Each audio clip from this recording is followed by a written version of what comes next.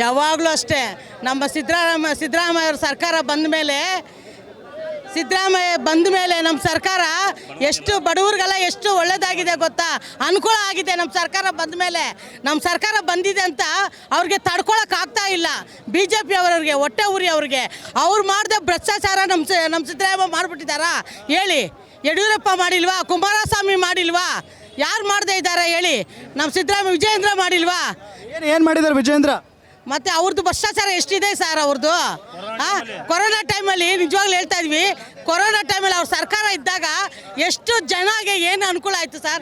ಎಷ್ಟೋ ಜನ ಮಣ್ಣಿಗೋದ್ರು, ಒಬ್ಬರು ಮೆಡಿಕಲ್ದಲ್ಲಿ ಎಷ್ಟು ಅವರು ಅವ್ಯವಹಾರ ಮಾಡಿದ್ದಾರೆ. ಅವರು ಮಾಡಿದ್ದಾರೆ. ಯಾರಿಗಾರು ಜನಗಳಿಗೆ ಒಳ್ಳೇದು ಮಾಡಿದಾರಾ? ಈಗ ಸಿದ್ದರಾಮಯ್ಯ ಬಂದು 1 ವರ್ಷ ಆಯಿತು. ಎಷ್ಟು ಜನಗಳಿಗೆ ದೇವಸ್ಥಾನಕ್ಕೆ ಬಸ್ಸು ಫ್ರೀ ಕೊಟ್ಟರು, ಕರೆಂಟ್ ಫ್ರೀ ಕೊಟ್ಟರು, ಗೃಹಲಕ್ಷ್ಮಿ 2,000 ರೂಪಾಯಿ ಫ್ರೀ ಮಾಡಿದ್ದಾರೆ. ಗೃಹಲಕ್ಷ್ಮಿ 2,000 ಬರ್ತಾನೆ ಇಲ್ವಂತೆ 3 ತಿಂಗಳಿಂದ. ಬರ್ತಾ ಇದೆ ಈಗ ಇಲ್ಲ. 1 ತಿಂಗಳು ಪೆಂಡಿಂಗ್ ಇತ್ತು ಸರ್, 1 ತಿಂಗಳು ಪೆಂಡಿಂಗ್ ಇತ್ತು. ಅದು ಈ ತಿಂಗಳು ಹಾಕಿದ್ದಾರೆ, ಇವತ್ತು ಬಂದಿದೆ.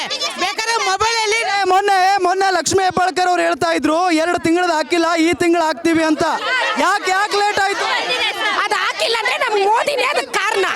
ಈ ಬಡವರಿಗೆ 2,000 ಬಂದಿಲ್ಲ ಅಂದ್ರೆ ಇವತ್ತು ಬೆಳಗ್ಗೆನೆ ಮೆಸೇಜ್ ಬಸ್ಸಲ್ಲಿ ಬರ್ತಾನೆ ಮೆಸೇಜ್ ಬಂದಿದೆ, ಅಕೌಂಟ್ಗೆ 2,000 ಕ್ರೆಡಿಟ್ ಆಗಿದೆ ಸರ್. ಇವತ್ತು ಬಂದಿದೆ ಗೃಹಲಕ್ಷ್ಮಿ ಅಮೌಂಟ್, ಅಮೌಂಟ್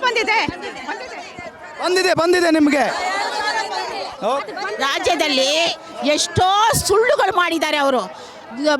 ಬಡವರಿಗೆ ಬಂದು ಲೋನ್ ಕೊಡ್ತೀನಿ, ಅದು ಕೊಡ್ತೀನಿ, ಇದಕ್ಕೆಲ್ಲ ಸುಳ್ಳು. ಇವಾಗ ಬಡವರು ರೈತರಿಗೆ ಅನುಕೂಲ ಇಲ್ಲ.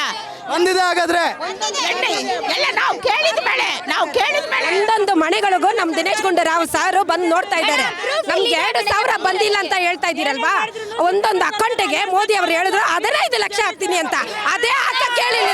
ಯಾಕೆ ಹಾಕಿಲ್ಲ? ಅದನ್ನ ಹೇಳಕ್ಕೆ ಅವ್ರಿಗೆ ದಿಕ್ಕಿಲ್ಲ.